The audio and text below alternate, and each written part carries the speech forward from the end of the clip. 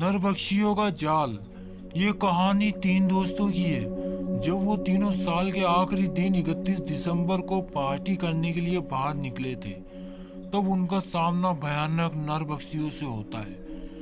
अब वह तीनों उनके चंगुल से खुद को कैसे छुड़ाते हैं, ये जानने के लिए सुनते रहिए भयानक हॉरर स्टोरी नरबख्शियों का जाल। हेलो दोस्तों, कहानी ये उस भयानक रात की है जब हमने हमारी मौत को करीब से देखा था।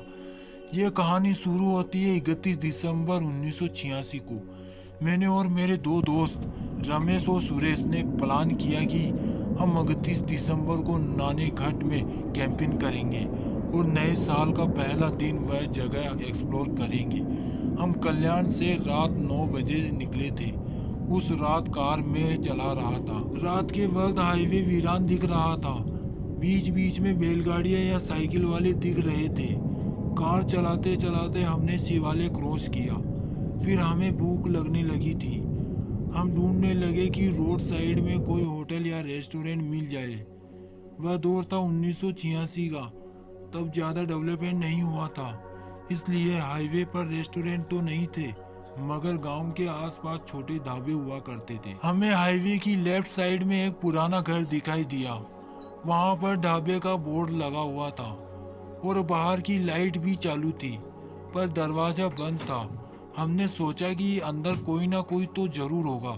मैंने कार रोड की साइड में लगाई और फिर हम तीनों ढाबे की ओर चल दिए। ढाबे दरवाजे पर अंदर से कुंडी नहीं लगी थी। हम धीरे से अंदर गए और देखा कि अंदर कोई नहीं था, पर चूल्हा जल रहा था, उस पर कुछ पक रहा था। और एक बात हमें अजीब लग रही थी, उस ढाबे में बिग साइज का फ्रीजर कैसे था, जिसकी उस छोटे ढाबे पर जरूरत भी नहीं थी। मैंने दोस्तों से कहा, चलो यहाँ से निकलते हैं, मुझे यह जगह अजीब लग रही है, कोई और ढाबा या होटल ढूंढ लेंगे।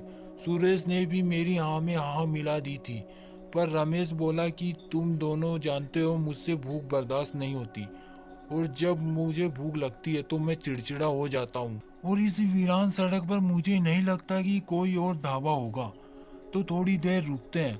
उसके बाद हम ढाबे में रखे पलंग पर इंतजार करने लगे। तकरीबन 10 मिनट बीत गए थे। इस 10 मिनट में सुरेश पूरे ढाबे का गोल चक्कर लगाकर आ गया। उसने हमें बताया कि यहाँ तो कोई भी नहीं दिख रहा है, पर घर के पीछे कटे हुए इंसानी बालों और कपड़ों का ढेर पड़ा हुआ है। लगता है कि यहाँ इस जगह पर किसी सैलून की दुकान रही होगी। चलो यहाँ से निकलते हैं। फिर हम तीनों ढाबे से बाहर निकले और कार की तरफ चल दिए। जैसे ही हम कार के पास पहुंचे और हमने डोर खोलने के लिए हाथ आगे बढ़ाया, तभी पीछे से आवाज आई, बिना भूख मिटाए ही यहाँ से जा रहे हो? हमने पीछे मुड़कर देखा तो ब्लैक ड्रेस में एक सुंदर लड़की थी जो ढाबे के आंगन से हमें आवाज दे रही थी। फिर हम वापस मुड़कर उस ढाबे में गए। अंदर उस लड़की के साथ दाढ़ी वाला आदमी था। उसकी शक्ल किसी तांत्रिक जैसी थी। उस आदमी ने कहा, यहाँ सिर्फ नॉनवेज ही मिलेगा साहब। रमेश सुरेश ने मटन मंगवाया और फिर मेरे पास ऑप्शन नहीं था।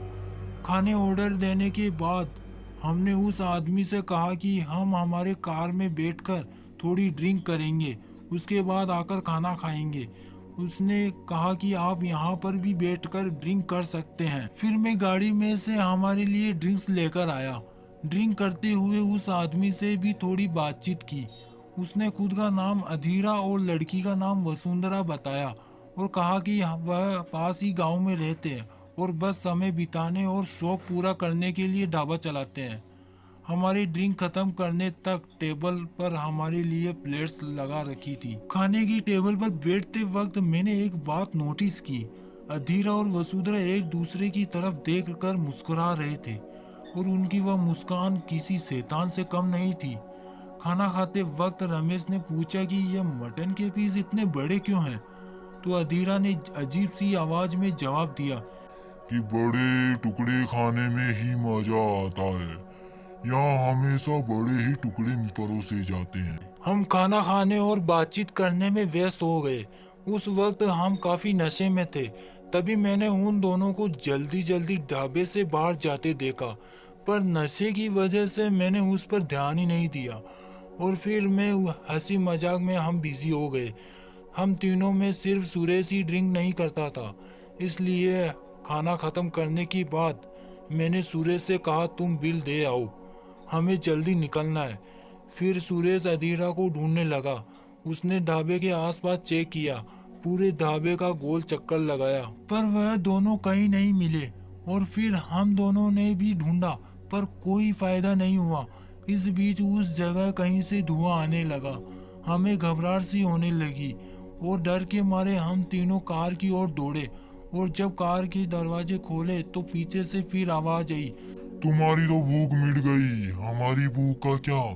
ये आवाज सुनते ही हम तीनों ने झट से पीछे मुड़कर देखा और उस वक्त हमारे सामने जो भयानक नजारा दिखा था उसे याद करके आज भी हमारी रूह कांपती है। सामने खड़ी उस लड़की वसुंधरा के चेहरे पर खून लगा हुआ था और सबसे भयानक बात, उसके हाथों में एक कटा हुआ इंसान का सिर था जो उसने फ्रिज में से निकाला था। और वसुंधरा बगल में अधीरा भी खड़ा था जो कि एक हैवान की तरह खून में नहाया हुआ था और उसके हाथ में एक कटा हुआ इंसान का हाथ था जिसे वह बार बार अपने दांतों से किसी जानवर की तरह तोड़ मरोड़ कर खा रहा था। यह सब देखकर डर के मारे हमारी तो हालत ही खराब हो गई थी। हम तीनों फट से गाड़ी में बैठे और मैं गाड़ी स्टार्ट करने लगा, पर हमारी नजरें उन दोनों पर ही थी। वह हमारी तरफ तेजी से बढ़ रहे थे जैसे कि हम उनका शिकार है। उस वक्त बैड लक से हमारी गाड़ी भी स्टार्ट नहीं हो रही थी और वह दोनों हमारी कार के आसपास मंडराने लगे।